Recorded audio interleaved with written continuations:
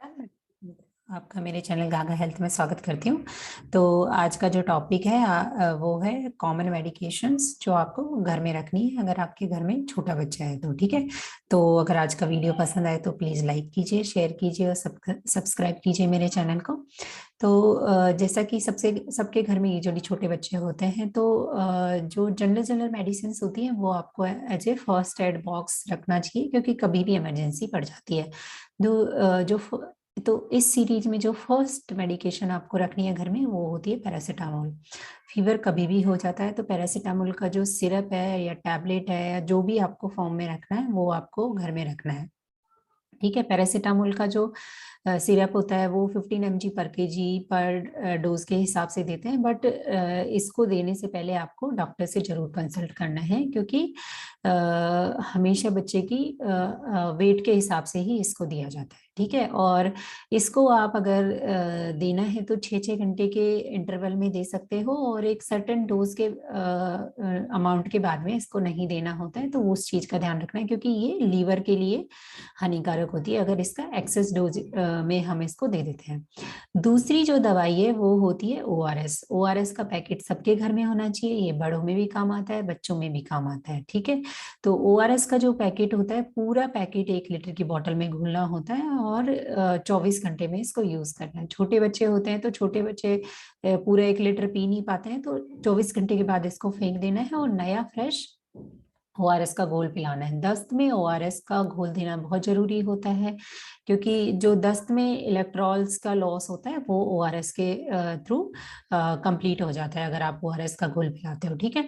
अगर बच्चा ओआरएस का घोल नहीं पी रहा तो उसका ऑल्टरनेटिव होता है कि आप नमक 6 चम्मच चीनी में 1 चम्मच नमक डाल के वो भी दे सकते हो, उसको पानी बना के वो दे सकते हो या नींबू पानी भी दे सकते हो। ठीक है।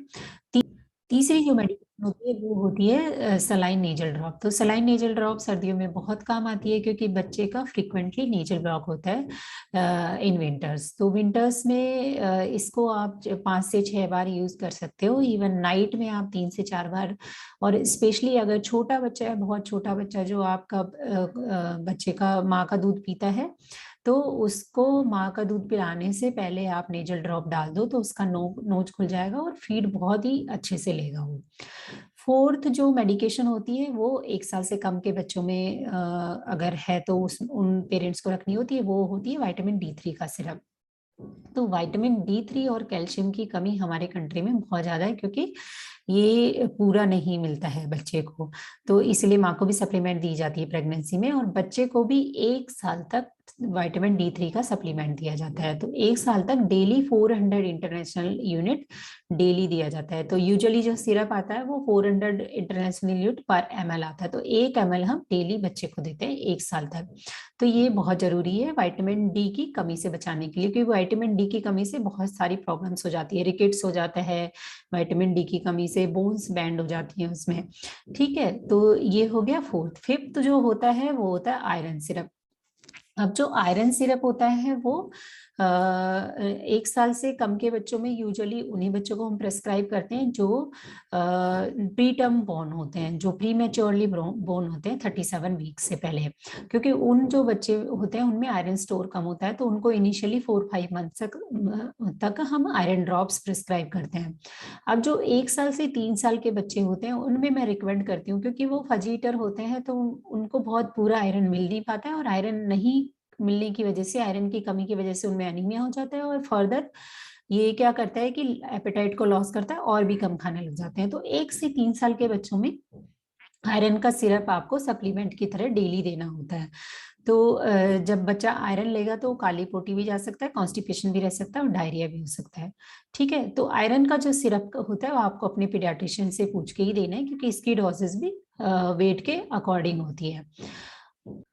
सिक्स जो मेडिकेशन होती है वो जो आपको रखनी है वो होती है कीड़े वाली दवाई एल्बेंडाजोल।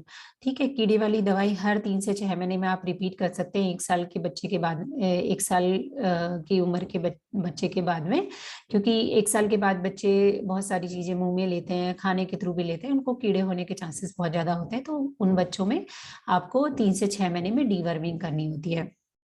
सेवंथ जो मेडिकेशन होती है वो आप घर पे रख सकते हो, लिवोसिट्रेजिन। लिवोसिट्रेजिन क्या होता है कि एंटीहिस्टामिन होता है। एंटीहिस्टामिन जैसे कुछ एलर्जी हुई बच्चे को तो उस केस में दे सकते हो, या किसी कीड़े ने काट लिया उसके बाद एलर्जी होगी तो उस केस में दे सकते हो। ये जुकाम में भी काम आती है, बट इसको हमेशा डॉक्टर से प्रिस्क्राइब करके ही आपको लेनी है। आपको रखनी है मेडिकेशन, बट देना डॉक्टर से पूछ के है।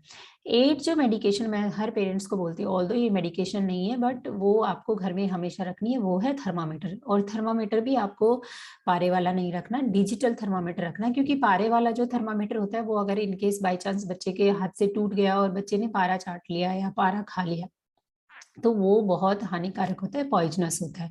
तो हमेशा डिजिटल थर्मामीटर रखिए, और जब भी बच्चे को बुखार आए तो हमेशा बुखार नाप के ही दवाई देनी है। अगर बच्चे का बुखार 100 से ज्यादा है तो ही बच्चे को बुखार की दवाई देनी है। अगर 100 से कम है तो उसके बच्चे के कपड़े लूज कर दो या कपड़े खोल दो, फैन के नीचे लिटा दो, तो बुखार अपने आप कम हो जाएगा। तो हमेशा थर्मामीटर घर में होना चाहिए। 9th जो मेडिकेशन होती है यूजुअली पेरेंट्स रखते हैं वो होता है कॉलिक एड्स। कॉलिक बहुत सारे बच्चों में बहुत कॉमन होता है। यूजुअली इसको एक्सेसिवली यूज नहीं करना चाहिए, बट मेडिकेशन अगर आप रखते हो और आपके बच्चे को इससे इफेक्ट आता है तो आप दे सकते हो, बट डॉक्टर से कंसल्ट करके।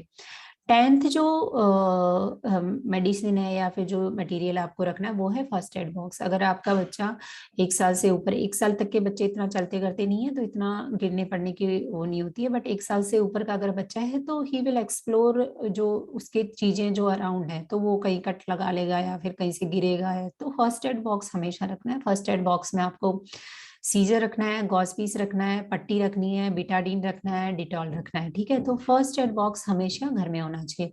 तो ये जो किट है वो आप हमेशा बना के रखिए, एक डब्बे में रखिए। जब भी आप बच्चे के साथ ट्रेवल करें तो हमेशा इसको अपने साथ में लेके जाइए, चाहे आप और कुछ भूल जाए बट ये चीज नहीं भूलनी चाहिए, क्योंकि इमरजेंसी किट की तरह आपके साथ हमेशा होना चाहिए जब भी बच्चा आपके साथ में होगा।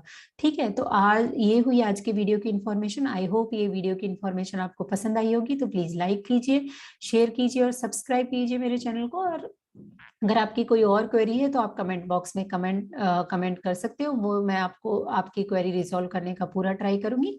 नमस्ते।